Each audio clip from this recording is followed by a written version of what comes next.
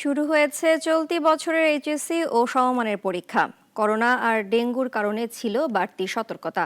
নকল ও প্রশ্ন ফাঁসের গুজব এড়াতেও কঠোর অবস্থানে সরকার। পরীক্ষা শেষে নিজেদের মিশ্র অনুভূতি জানিয়েছেন শিক্ষার্থী ও অভিভাবকরা।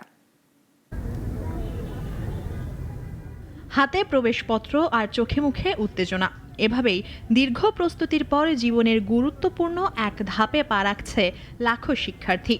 বাংলা প্রথম পত্র পরীক্ষায় শুরু হলো চলতি বছরের এইচএসসি আর সমমানের পরীক্ষা।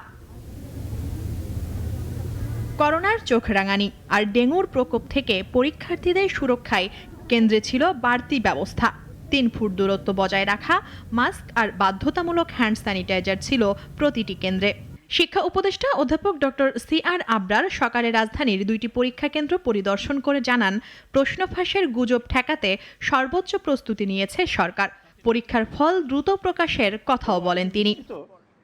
হয়তো অনেকে বলবে খুব ভালো হয়েছে, কেউ কেউ বলবে খারাপ হয়েছে। তো এটা পারসেপশনের ব্যাপার, তাদের প্রিপারেশনের ব্যাপার, তার উপরে অনেকটা নির্ভর করে। আমাদের দিক থেকে চেষ্টা ছিল নির্ভুল প্রশ্ন দেওয়া, দেখি সেটা কতদূর সম্পূর্ণ। এবারও পরীক্ষা হচ্ছে সংক্ষিপ্ত সিলেবাসে, তবে সব বিষয়ে পূর্ণ নম্বর আর পূর্ণ সময়ে চলছে পরীক্ষা। এ নিয়ে মিশ্র প্রতিক্রিয়া শিক্ষার্থীদের।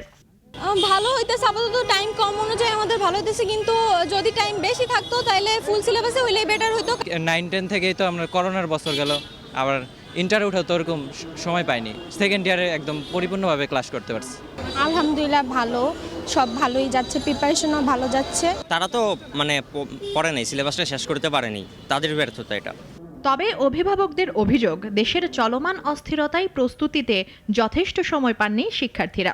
শর্ট সিলেবাস করেইনি, ওই কয়েকটা শুধু বাদ দিয়েছে, তাও যেগুলো সিলেবাসে রেখেছে ওগুলো তো বড় বড় মানে যেগুলো অধ্যায়েরই সেগুলো দিয়ে রেখেছে, আর ওদের তো সময়ও কম দেওয়া হয়েছে। অল্প কিছু বাদ গেছে, আমার মনে হয় না খুব বেশি চাপ হবে, কারণ এখন একেবারে শর্ট করে নাই সিলেবাস, মোটামুটি ম্যাক্সিমামই পড়ানো হয়েছে। সব প্রস্তুতি নিয়েও অনেকেই নানান জটিলতায় পরীক্ষা দিতে পারেনি।